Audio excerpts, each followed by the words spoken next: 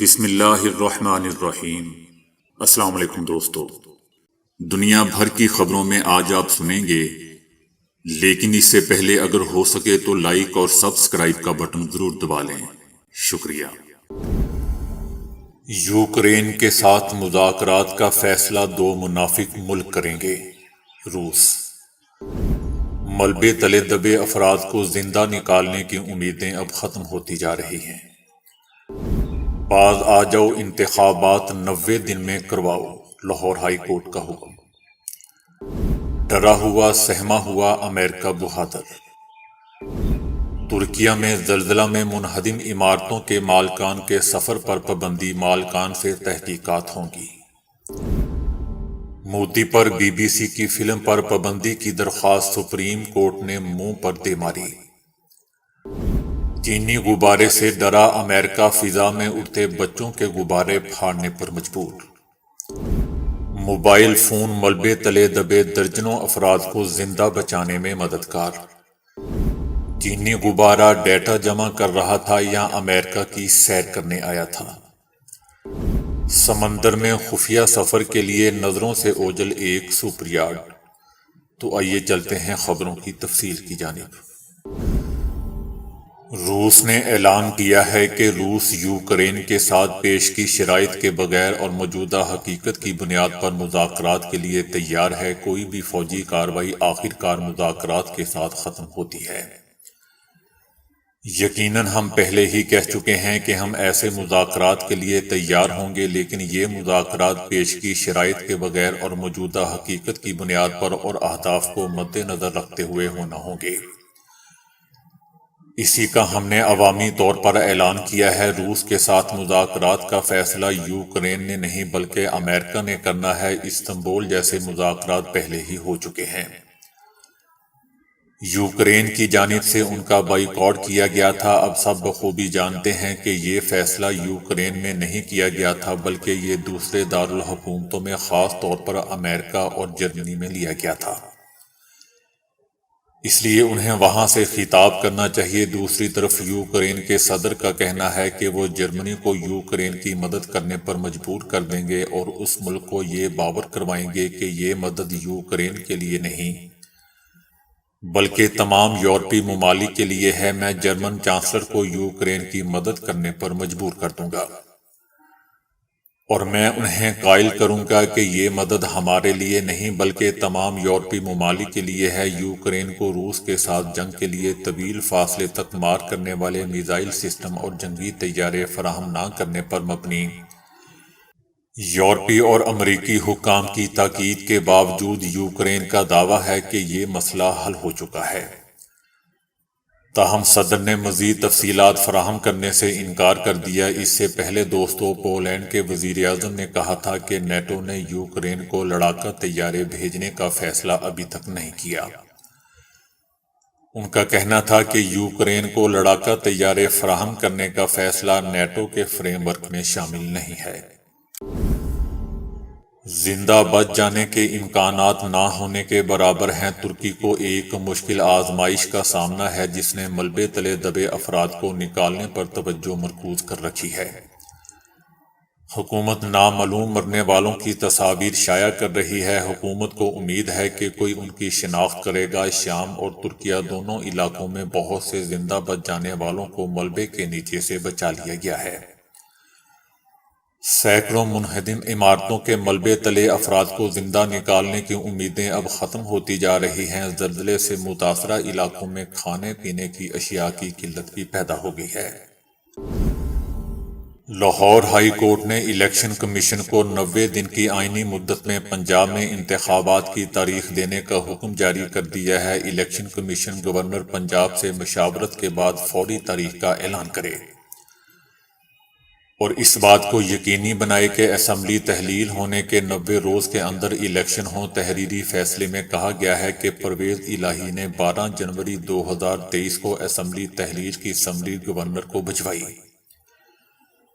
Governor نے assembly تحلیل کی سمری پر دستخط نہیں کیے اور 48 گھنٹوں کے اندر اسمبلی خود بخود تحلیل ہو گئی۔ 20 جنوری 2023 کو اسپیکر پنجاب اسمبلی نے گورنر کو الیکشن کی تاریخ دینے کے لیے مراسلہ لکھا۔ 24 جنوری کو الیکشن کمیشن نے گورنر کے پرنسپل سیکرٹری اور پنجاب کو الیکشن کی تاریخ کے حوالے سے خط لکھا،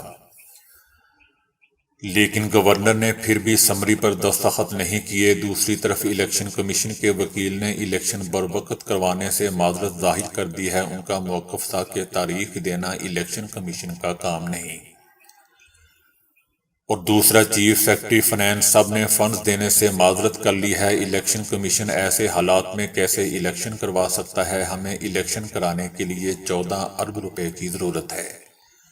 قانون میں الیکشن کی تاریخ مؤخر بھی ہو سکتی ہے۔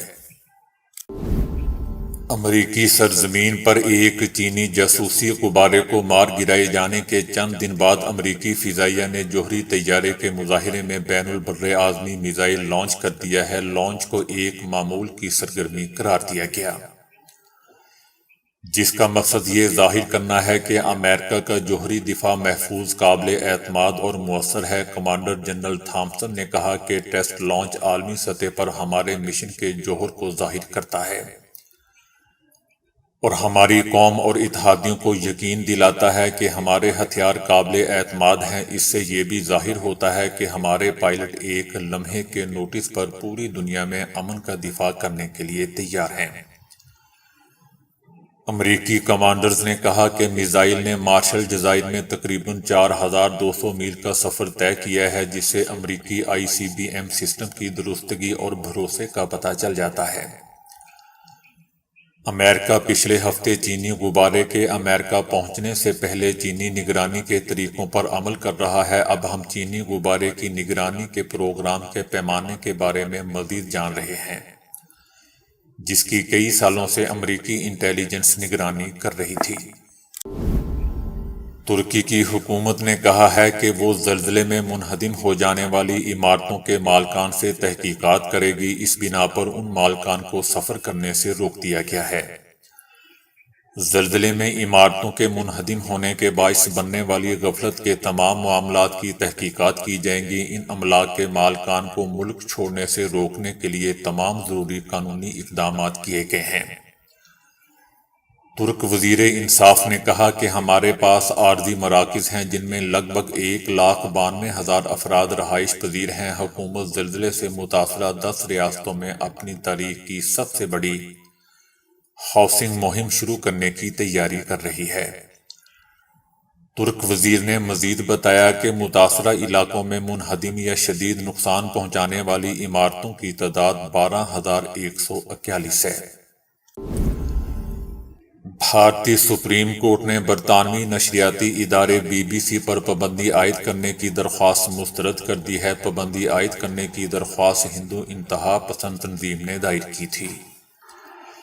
درخواست میں BBC کی رپورٹنگ اور دستاویزی فلموں کو بھارت میں مخالف ہونے کا دعویٰ کیا گیا تھا۔ BBC نے وزیر اعظم نریندر مودی کے 2002 میں گجرات کے مسلم کش فسادات میں کردار سے متعلق دستاویزی فلم نشر کی ہے، جس میں حملوں کے دوران اپنے پیاروں کو کھو دینے والے مسلمان خاندانوں کے انٹرویوز بھی شامل تھے۔ وزیر اعظم نریندر مودی ان دنوں گجرات کے وزیر اعلیٰ تھے۔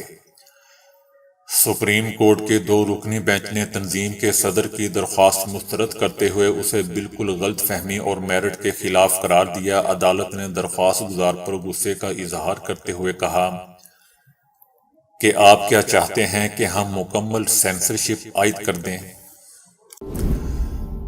امریکہ کا کہنا ہے کہ ریاست الاسکا کی فضا میں بلندی پر پرواز کرتی ایک مشکوک چیز کو مار گرایا ہے۔ ریاست الاسکا کی فضا میں بلندی پر پرواز کرتی تقریباً ایک چھوٹی کار کے سائز کی ایک چیز گولی مار کر گرا دی گئی، لیکن امریکہ کو اس چیز کی اصلیت کا علم نہیں ہے۔ یہ واقعہ اس وقت پیش آیا جب امریکی افواج نے ایک مبینہ چینی نگرانی کرنے والے غبارے کو ملک میں کئی دن گزرنے کے بعد گرایا تھا، جس پر چائنا کی جانب سے کہا گیا تھا کہ یہ اعلیٰ موسم پر تحقیق کرنے والا طیارہ تھا جو حادثاتی طور پر امریکی فضائی حدود میں اڑ کر آ گیا تھا۔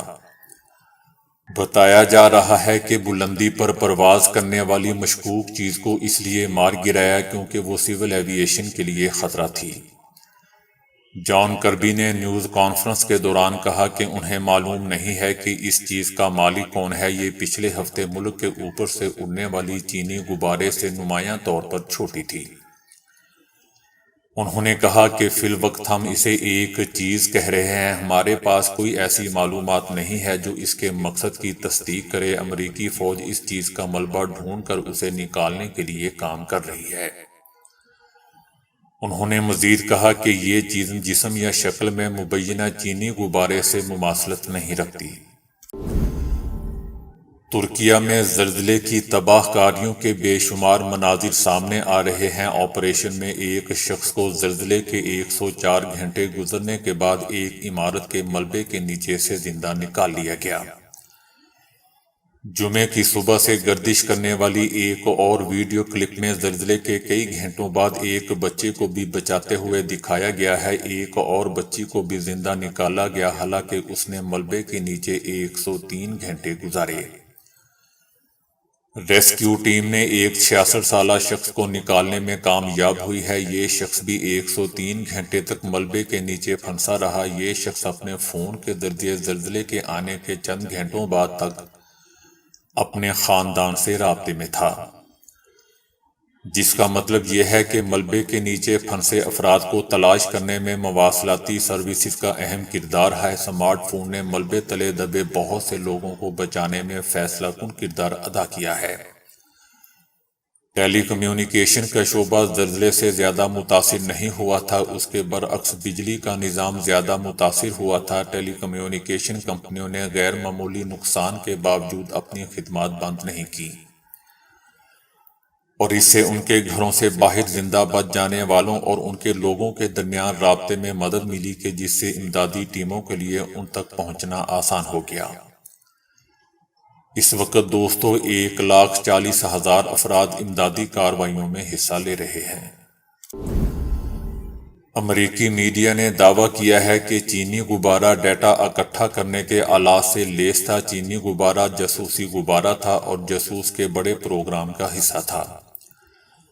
امریکی نیوز چینل CBS نے دعویٰ کیا ہے کہ چینی غبارہ، جسے امریکی فوج کے F-22 لڑاکا طیارے نے اتوار کو مشرقی ساحل پر مار گرایا تھا، معلومات جمع کرنے کے آلات سے لیس تھا۔